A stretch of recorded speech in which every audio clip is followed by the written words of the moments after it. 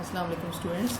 कल हमने chapter number 17 start किया और उसमें हमने जो इकोलॉजी से रिलेटेड बेसिक चीज़ें हैं वो सब हमने देखी। सबसे पहले हमने इकोलॉजी की डेफिनेशन पढ़ी, उसके बाद हमने पॉपुलेशन, कम्युनिटी और इसके अलावा जो इकोसिस्टम के डिफरेंट जो कंपोनेंट्स हैं, लिविंग और नॉन लिविंग कंपोनेंट्स, उनके बारे में हमने डिटेल्स से स्टडी किया। आज हम देखेंगे बायोजियोकेमिकल साइकिल्स को, क्योंकि मैंने आपको बताया था कि जो इकोसिस्टम है उसमें न्यूट्रिएंट्स का और बाकी सब चीज़ों का रिसाइकल होना बहुत ज़रूरी है। अगर उनकी रिसाइकलिंग नहीं होगी तो ये जो चीज़ें हैं ये अगर ख़त्म हो जाएं तो फिर क्या होगा कि जो लिविंग थिंग्स हैं वो खुद ब खुद ख़त्म हो जाएंगे, क्योंकि वो जो हैं अपनी नॉन लिविंग एनवायरनमेंट के बगैर सर्वाइव नहीं कर सकते। वहीं से उन्होंने कार्बन डाइऑक्साइड लेनी है, नाइट्रोजन भी वहीं से लेनी होती है, पानी लेते हैं वो अपनी इन्वायरमेंट से, और इसके अलावा बाकी जो गैसेस हैं जैसे ऑक्सीजन है वो भी उनके लिए बहुत इम्पॉर्टेंट है। तो इसलिए इन सब चीज़ों का रिसाइकल होना जो है वो बहुत इम्पॉर्टेंट है किसी भी इकोसिस्टम के लिए, ताकि वो जो इकोसिस्टम है वो सस्टेन करता रहे, वो चलता रहे। तो अब हम देखेंगे कि पहले तो ये कि बायोजियोकेमिकल साइकिल्स होते क्या हैं, और इसके बाद हम one by one carbon cycle को और नाइट्रोजन साइकिल को स्टडी करेंगे। बायोजियोकेमिकल साइकिल्स, इसमें अब क्या बताया गया है? Environment is the source of materials for all living organisms. Environment provides bio elements which are used by organisms for their bodies and metabolism.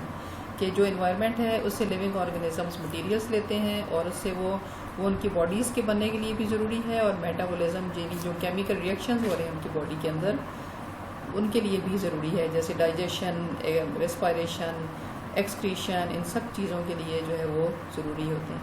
Materials continuously recycle between organism and environment. Biogeochemical cycles are the cyclic pathways through which materials move from environment to organisms and back to environment। ये जो cycles हैं ये cyclic pathways हैं। मतलब ये कि इसमें जो ऑर्गेनिज्म से चीज़ें जो हैं वो एनवायरनमेंट पे जाती हैं और एनवायरनमेंट से दोबारा ऑर्गेनिजम्स में आती हैं, और इस तरीके से ये साइकिल जो है वो चलता रहता है, इसीलिए इसको साइक्लिक पाथवे कहा गया। अच्छा जी, बॉक्स में देखते हैं क्या है। Since such movement of elements and inorganic compounds is essential for maintenance of life, they are also called nutrient cycles. इन्हें अब न्यूट्रिएंट साइकिल्स भी कहा जाता है, क्योंकि इससे जो न्यूट्रिएंट्स हैं वो उनकी साइक्लिंग होती है, रिसाइकलिंग होती है उनकी, और वो जो न्यूट्रिएंट्स हैं वो ऑर्गेनिज्म से एनवायरनमेंट में और एनवायरनमेंट से ऑर्गेनिजम्स में जो है वो सर्कुलेट कर रहे होते हैं। तो सबसे पहले हम देखेंगे कार्बन साइकिल। पहले हम देख लेते हैं कि कार्बन की इंपॉर्टेंस क्या है। Carbon atom is the principal building block of many kinds of biomolecules. बहुत सारे बायोमोलिक्यूल्स हैं। बायोमोलिक्यूल्स कौन से होते हैं? जो लिविंग थिंग्स के अंदर प्रेजेंट होते हैं। तो ये उनकी जो है ना वो बेसिक बिल्डिंग ब्लॉक है, यानी कार्बन से मिलके बहुत से जो बायोमोलिक्यूल्स हैं वो बने हुए होते हैं, जिन्हें हम कहते हैं ऑर्गेनिक कंपाउंड्स। ऑर्गेनिक कंपाउंड्स जो हैं कार्बन उनका लाजमी जुज़्व है। अब कार्बन जो है वो हमारी इन्वायरमेंट में कहाँ पाया जाता है और किस शक्ल में? It is found in graphite and diamond in nature. Nature में ये किस शक्ल में पाया जाता है? ग्रेफाइट और डायमंड की शक्ल में। इसके अलावा जो हमारी एटमॉस्फेयर है उसमें ये पाया जाएगा in the form of carbon dioxide. वहाँ पे गैस की शक्ल में है, कार्बन डाइऑक्साइड की शक्ल में है, और ज़मीन में किस शक्ल में पाया जाता है? डायमंड और ग्रेफाइट की शक्ल में। तो लिविंग थिंग्स जो हैं वो कहाँ से लेती हैं? उनके लिए जो मेन सोर्स है वो कार्बन डाइऑक्साइड का है, क्योंकि उसके कार्बन डाइऑक्साइड को एब्जॉर्ब करके तो प्लांट्स क्या करते हैं कि वो अपनी फूड बनाते हैं। इसके अलावा दूसरा सोर्स क्या है?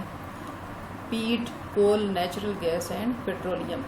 इन सब के अंदर जो है वो भी कार्बन डाइऑक्साइड प्रेजेंट होती है। Carbonates of earth crust also give rise to carbon dioxide. जो ज़मीन के अंदर जो कार्बोनेट्स हैं, यानी मुख्तलिफ कंपाउंड्स हैं, जैसे calcium carbonate, sodium carbonate, potassium carbonate, तो ये जो हैं ये भी कार्बन डाइऑक्साइड को प्रोड्यूस करते रहते हैं, और फिर ये जो कार्बन डाइऑक्साइड है ये वहाँ से चली जाती है to the atmosphere. Carbon cycle is a perfect cycle in the sense that carbon is return to the atmosphere as soon as it is removed. ये कह रहे हैं कि जो कार्बन साइकिल है वो एक परफेक्ट साइकिल है। किस तरह से? कि कार्बन जैसे ही प्रोड्यूस होती है फ़ौरन से ये चली जाती है एटमॉस्फेयर में। रिमूव कहाँ से होती है? अपने डिफरेंट जो कंपाउंड्स हैं, जैसे कार्बोनेट से जब ये हटेगी तो ये फ़ौरन से एटमॉस्फेयर में चली जाएगी। यहाँ पे आपको दिखाया गया है साइकिल, कार्बन डाइऑक्साइड साइकिल, कि एटमॉस्फेयर में जो है वो कार्बन प्रेजेंट होती है। ये चली गई यहाँ से प्लांट्स में। प्लांट्स को जब ये एनिमल्स खाएंगे, ये देखें फिश ने इसको खाया, तो जब ये रिस्पायर करेगी तो फिर कार्बन डाइऑक्साइड प्रोड्यूस होगी। रिस्पायरेशन के नतीजे में कार्बन डाइऑक्साइड पैदा होती है और इस तरीके से फ़ौरन से कार्बन डाइऑक्साइड दोबारा हवा में चली जाती है। तो पहले एटमॉस्फेयर से आई एनिमल्स के अंदर, जब वो रिस्पायर करेंगे तो फिर से हवा में चली जाएगी। तो एक तो ये तरीका हो गया रिसाइकलिंग का। दूसरा ये है कि अगर एनिमल्स की या प्लांट्स की डेथ हो जाए तो जो फॉसिल फ्यूल्स होते हैं उनसे क्या होता है, जब वो जलते हैं तो जलने के अमल में भी कार्बन डाइऑक्साइड प्रोड्यूस होती है। इसके अलावा जितने भी एनिमल्स हैं या जो प्लांट्स हैं, जब ये रिस्पायर, क्योंकि प्लांट्स भी रिस्पायर कर रहे होते हैं क्योंकि वो भी लिविंग थिंग्स हैं, हमारी तरह वो भी सांस लेते हैं, तो जब वो रिस्पायर करते हैं, जब या जो सांस लेते हैं, तो फिर से रिस्पायरेशन के थ्रू कार्बन डाइऑक्साइड बहुत ज़्यादा मकदार में हवा में शामिल हो जाती है। और अर्थ क्रस्ट जो है उससे भी जो है वो जैसे कार्बोनेट्स वगैरह हैं, तो उनसे भी कार्बन डाइऑक्साइड जो है वो हवा में जाती रहती है और इस तरीके से ये साइकिल चलता रहता है।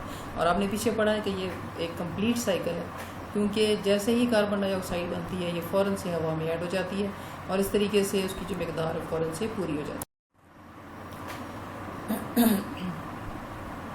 अच्छा जी, यहाँ पे क्या बताया उन्होंने कि सबसे बड़ा प्रोसेस जो एटमॉस्फेयर से या पानी से लेके आता है कार्बन डाइऑक्साइड को लिविंग थिंग्स के अंदर, वो फोटोसिंथेसिस है। अब प्रोड्यूसर्स क्या करते हैं, यानी प्लांट्स, वो कार्बन डाइऑक्साइड लेते हैं एटमॉस्फेयर से और उसको कन्वर्ट करते हैं ऑर्गेनिक कंपाउंड्स में, जैसे ग्लूकोज में। In this way carbon becomes a part of the body of producers. इस तरीके से जो कार्बन डाइऑक्साइड है वो उनके जिस्म का हिस्सा बन जाती है। This carbon enters food chain. अब फूड चेन में वो कैसे एंटर होती है कि अब एक और सबसे पहले तो जो प्लांट्स हैं उनको जो हर्बीवोर्स हैं वो खाएंगे। तो अब जो कंपाउंड्स थे, यानी जो ग्लूकोज थी, वो चली गई हर्बीवोर्स में, प्लांट से हर्बीवोर में। हर्बीवोर को जब कार्निवोर खाएंगे तो अब वही जो कार्बन है वो चली जाएगी उन कार्निवोर्स में और इस तरीके से ये साइकिल चलता रहेगा और एक ऑर्गेनिज्म से दूसरे में, दूसरे से तीसरे में, और इस तरीके से कार्बन जो है वो ट्रांसफ़र होती जाएगी, आगे से आगे चलती जाएगी। और किससे ट्रांसफ़र होगी? From herbivores to carnivores and then to decomposers. और जब डीकम्पोजर्स डीकम्पोज होंगे तो डीकम्पोज करेंगे लिविंग थिंग्स को, तो कार्बन डाइऑक्साइड दोबारा से हवा में जाएगी।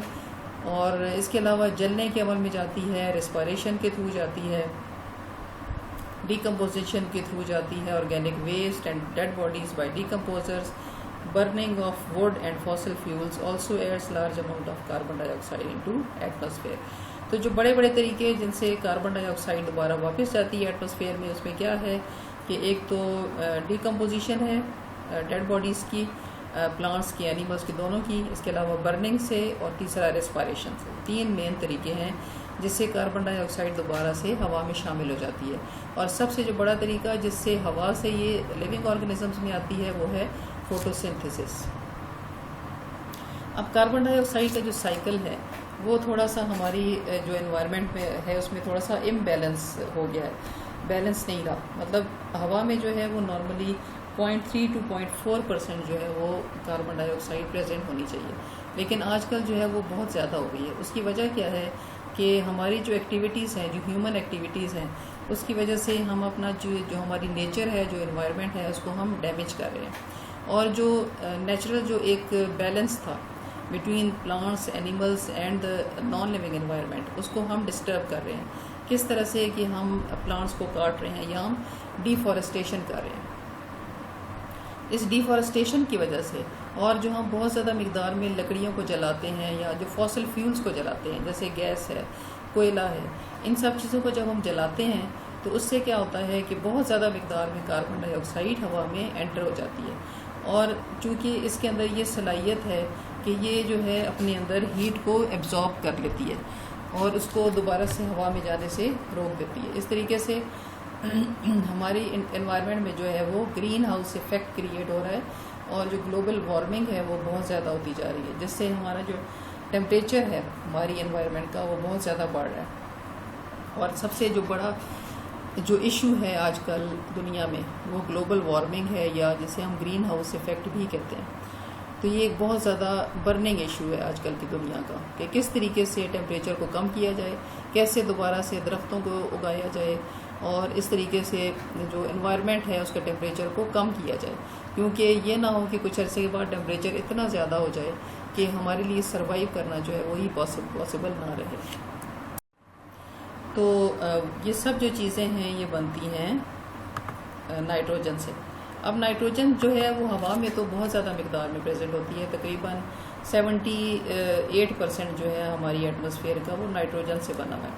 लेकिन इसके बावजूद हमारी जो लिविंग थिंग्स हैं, जिसमें ह्यूमंस भी शामिल हैं, हमारी बॉडीज़ जो हैं वो इस काबिल नहीं है कि वो उस एलिमेंटल नाइट्रोजन को एब्जॉर्ब कर सकें।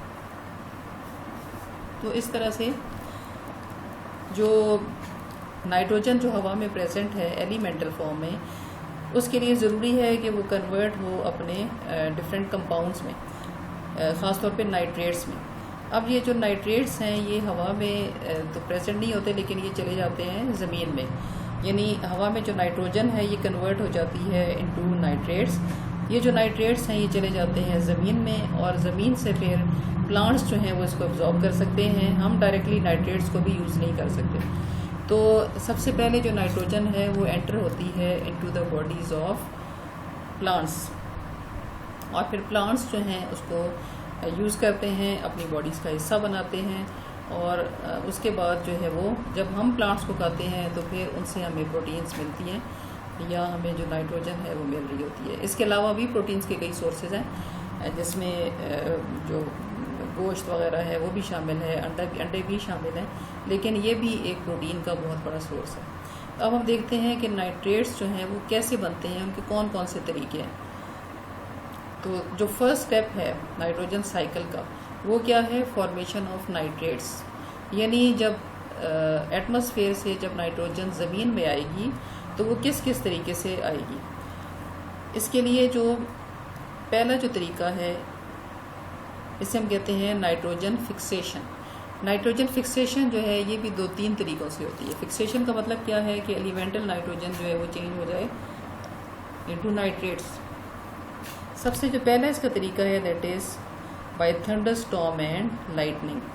जब थंडर स्टॉर्म और लाइटनिंग होती है तो हम सोच रहे होते हैं कि ये बिल्कुल वैसे ही फजूल सी एक चीज़ है, लेकिन असल में एक नेचर का तरीका है कि नाइट्रोजन को ज़मीन में से शामिल किया जाता है।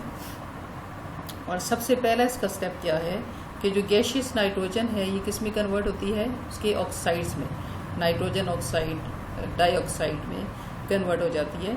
और फिर ये जो ऑक्साइड्स हैं नेक्स्ट स्टेप में ये अब डिज़ोल्व होते हैं वाटर में, और फिर ये 2 चीज़ें बनाते हैं, nitrous acid and nitric acid. तो सबसे पहले क्या हुआ कि जो एटमॉस्फेयर में नाइट्रोजन है it is converted into oxides of nitrogen, then these oxide dissolve in water and form 2 types of acids that is nitrous and nitric acids.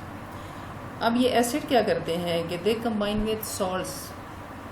सबसे पहले ऑक्साइड्स मिले वाटर के साथ, उन्होंने बना लिया एसिड। अब एसिड्स मिलेंगे सॉल्ट्स के साथ टू प्रोड्यूस नाइट्रेट्स। इसको हम कहते हैं एटमॉस्फेरिक नाइट्रोजन फिक्सेशन, क्योंकि ये एटमॉस्फेयर के थ्रू हो रहा होता है, और इसमें सिर्फ जो थंडर स्टॉर्म और लाइटनिंग है वही हो रही है एटमॉस्फेयर में, इसके अलावा और कोई चीज़ नहीं हो रही। सेकंड क्या है, ये है ज़मीन के अंदर, यहाँ पे भी नाइट्रोजन जो है वो कन्वर्ट हो रही है इनटू इट्स कंपाउंड्स, लेकिन ये ज़मीन के अंदर हो रहा होता है। और ये किस तरह से होता है कि कुछ जो बैक्टीरिया होते हैं जो ज़मीन के अंदर प्रेजेंट होते हैं सॉइल के अंदर, वो क्या उनमें एबिलिटी होती है कि वो जो हवा में जो एटमॉस्फेयर में जो नाइट्रोजन है उसको कन्वर्ट कर सकती है इनटू नाइट्रेट्स। और या तो ये जो बैक्टीरिया हैं ये सिर्फ सॉइल के अंदर होते हैं, या फिर कुछ जो हैं वो प्लांट्स की रूट्स के अंदर भी होते हैं, और उन प्लांट्स को हम कहते हैं लेग्यूमिनस प्लांट्स। फलियों वाले जितने भी पौधे होते हैं उनमें उनकी जो जड़ें हैं उनके अंदर ये बैक्टीरिया प्रेजेंट होते हैं। तो बैक्टीरिया 2 तरह से पाए जाते हैं, या तो ये फ्रीली प्रेजेंट होते हैं, फ्री लिविंग होते हैं इन द सॉइल, और दूसरा क्या कि ये सिम्बियॉन्ट्स प्रेजेंट होते हैं। सिम्बियॉन्ट्स का भी आगे आप जाके पढ़ेंगे कि सिम्बियॉन्ट्स क्या चीज़ होते हैं। तो क्योंकि वो मिल के रह रहे होते हैं प्लांट्स के साथ, और प्लांट्स को भी फ़ायदा दे रहे होते हैं कि उनके लिए ये एक तरह से खाद प्रोवाइड कर रहे होते हैं, और साथ साथ दूसरी जो है वो फ्री लिविंग होते हैं सॉइल के अंदर। वहाँ पे वो अपना अलग से सिस्टम चला रहे होते हैं और उन्हें किसी की ज़रूरत नहीं होती। लेकिन जो रूट्स के अंदर हैं वहाँ पे वो डिपेंड कर रहे होते हैं उस प्लांट के ऊपर, फूड वहाँ से ले रहे हैं और उसके लिए जो है वो खाद प्रोवाइड कर रहे होते हैं। तो इस तरीके से वो क्या करते हैं कि वो हवा की नाइट्रोजन लेके उसको नाइट्रेट्स में कन्वर्ट करते हैं, प्लांट्स को भी देते हैं और ख़ुद भी यूज़ करते हैं। तो ये कहलाती है बायोलॉजिकल नाइट्रोजन फिक्सेशन, क्योंकि यहाँ पे लिविंग थिंग्स इन्वॉल्व हैं in the fixation of nitrogen. यहाँ पे सब कुछ सिर्फ एटमॉस्फेयर में हो रहा है, कोई लिविंग थिंग इन्वॉल्व नहीं है। इसके जो स्टेप्स हैं डिफरेंट, वो आपने याद करने हैं कि सबसे पहले क्या होता है, उसके बाद नेक्स्ट स्टेप में क्या है और फिर थर्ड में क्या है। अच्छा जी, तीसरा जो है वो है आर्टिफिशियल तरीका। ये दोनों जो हैं ये तो नेचुरल तरीके हैं। तीसरा जो है वो आर्टिफिशियल है, जो इंडस्ट्रीज़ में किया जाता है, इसलिए इसको कहते हैं इंडस्ट्रियल नाइट्रोजन फिक्सेशन। इसमें क्या करते हैं कि हाइड्रोजन को कंबाइन करते हैं with atmospheric nitrogen under high pressure and temperature, यानी टेम्परेचर जो है उसको भी ज़्यादा रखा जाता है और प्रेशर को भी ज़्यादा रखा जाता है। और इस तरीके से पहले क्या होता है कि अमोनिया प्रोड्यूस होती है और उसके बाद ये जो है ये चेंज होती है इनटू अमोनियम नाइट्रेट। तो ये 2 स्टेप्स में होता है। हाइड्रोजन और नाइट्रोजन को कंबाइन किया जाता है by keeping the pressure and temperature high, and then these two things combine to form ammonia which is further converted into ammonium nitrate। तो ये 3 तरीके हो गए नाइट्रोजन फिक्सेशन के या फॉर्मेशन ऑफ नाइट्रेट्स के। अच्छा जी, पीछे आपने देखा कि जो हवा में नाइट्रोजन है जो एलिमेंटल फॉर्म में है उसको कन्वर्ट किया जाता है नाइट्रेट्स में और उसको ज़मीन में लाया जाता है। तो वहाँ पे एटमॉस्फेयर से नाइट्रोजन ज़मीन में आ रही है। लेकिन एक और तरीका क्या है कि ज़मीन के अंदर जो डेड बॉडीज़ हैं लिविंग ऑर्गेनिजम्स की, या फिर जो वेस्ट हैं डिफरेंट नाइट्रोजिनस वेस्ट, तो उनके थ्रू जो उनके अंदर जो नाइट्रोजन है उसको कन्वर्ट किया जाता है इनटू नाइट्रेट्स। ये 3 स्टेप्स में होता है। पहला जो है उसे हम कहते हैं अमोनिफिकेशन, जिसमें वो जो वेस्ट हैं उन्हें कन्वर्ट किया जाता है इनटू अमोनिया। फिर जो नेक्स्ट स्टेप है उसमें पहले नाइट्राइट्स बनते हैं और फिर जो है वो एंड पे नाइट्रेट्स बनते हैं। तो नाइट्राइट्स के जो बनने की जो प्रोसेस है उसे हम कहते हैं नाइट्रिफिकेशन, और इसमें जो है वो नाइट्रीफाइंग बैक्टीरिया इन्वॉल्व होते हैं। इसकी एग्जांपल क्या है, नाइट्रोसोमोनास। नाइट्रोसोमोनास जो है वो इसकी एग्जांपल है नाइट्रीफाइंग बैक्टीरिया की। और एंड पे जो नाइट्रीफाइंग बैक्टीरिया हैं, जब वो नाइट्रोसोमोनास जिसकी एग्जांपल है, जब वो बना चुकते हैं नाइट्राइट्स, तो फिर नाइट्राइट्स को कन्वर्ट किया जाता है इनटू नाइट्रेट्स बाय बैक्टीरिया। मिसाल के तौर पे जो यहाँ पे दिया गया है नाइट्रोबैक्टर। अच्छा जी, अब इन दोनों तरीक़ों से, यानी हवा से भी और जो ज़मीन के अंदर जो वेस्ट वगैरह हैं, उन दोनों के थ्रू जब नाइट्रोजन या नाइट्रेट्स जो हैं वो ज़मीन में आ जाते हैं, उसके बाद प्लांट्स जो हैं वो उन्हें एब्जॉर्ब कर लेते हैं, और फिर नाइट्रेट्स जो हैं वो उनके अंदर जब चले जाते हैं तो फिर प्लांट्स क्या करते हैं, वो उनसे अपनी प्रोटीन्स बनाते हैं। उनके जो पहले वाली प्रोटीन्स उनके अंदर जो प्रेजेंट थी, जो नाइट्रेट से आई हैं, उनको वो चेंज करके और अपनी मर्ज़ी की प्रोटीन्स बनाते हैं और अपने जिस्म का हिस्सा बना लेते हैं, और इस चीज़ को हम कहते हैं एसिमिलेशन। अब इन सब तरीक़ों से प्लांट्स के अंदर तो आ गई, यानी हवा से भी और ज़मीन से भी जो नाइट्रोजन है वो आ गई प्लांट्स के अंदर और उनके जिस्म का हिस्सा बन गई। लेकिन अब जो ज़मीन उनके अंदर से अब बाकी दोबारा से जो एटमॉस्फेयर में जाएगी, उसका जो तरीका है वो क्या है कि दोबारा से अब इसको कन्वर्ट किया जाता है इनटू नाइट्रोजन गैस, और ये जो प्रोसेस है it is known as denitrification. और जो बैक्टीरिया इसमें इन्वॉल्व होते हैं they are known as denitrifying bacteria. तो इनके थ्रू जो कंपाउंड्स हैं नाइट्रोजन के, they are again converted into nitrogen और दोबारा से वो हवा में शामिल हो जाते हैं। यहाँ पे जो है वो नाइट्रोजन साइकिल आपको डिटेल से दिखाया गया है कि सबसे पहले क्या होता है कि जो नाइट्रोजन है, यहाँ से जो है नाइट्रोजन फिक्सेशन होती है, थंडरस्टॉर्म और लाइटनिंग से जो है ये चली जाती है ज़मीन के अंदर। और इसके अलावा दूसरा जो तरीका क्या है, नाइट्रोजन फिक्सिंग बैक्टीरिया जो है वो क्या करते हैं, वो अमोनिया बनाते हैं। फिर अमोनिया जो है वो कन्वर्ट होती है नाइट्रीफाइंग बैक्टीरिया से नाइट्राइट्स में, फिर नाइट्रेट्स में, और दोबारा से जब उन प्लांट्स में चली जाती है तो फिर डीनाइट्रिफिकेशन के थ्रू ये दोबारा से हवा में शामिल हो जाती है।